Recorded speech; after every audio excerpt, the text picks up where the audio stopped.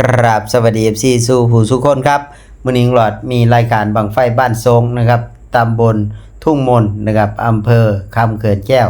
จังหวัดยะโสธรในวันที่5พฤษภาคม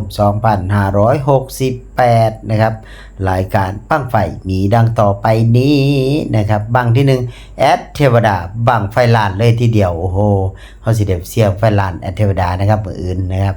บั้งที่2น้องโชกุลนะครับบั้งที่3นครน้ำเทียงนะครับบั้งที่4สราชวงศ์นะครับ5กะรอกน้อยนะครับ6ที่ว่ากรมาบักจอนนะครับ7นครดงบางชุกใหม่8อัตเทวดา9จอเจริญสุข10ฟ้าหลังพล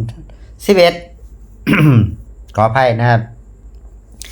11กระรอกหน่อย2นะครับบางที่2นั่นเองนะครับ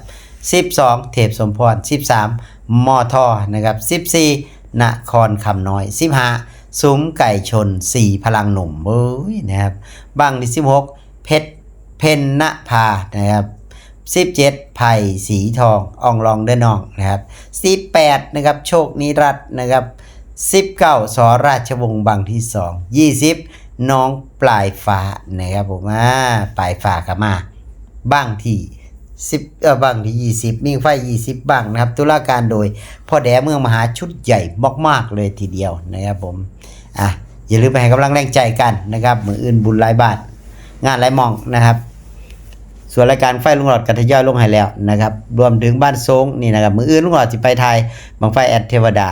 บังไฟลานนะครับผมบ้านทรงนี่แหละเดี๋ยวเจอกันนะจ๊ะสมาชิกส่วนความชอบส่วนตัวข่าวๆก็มีให้พี่น้องเหมือนเช่นเคยครับติ๊กสีเขียวเลยนะครับผมบางที่1นครน้ำเทียงนะครับบางที่2ที่ว่าก่อนมาบักจอนครับที่3นครดงบางนะครับ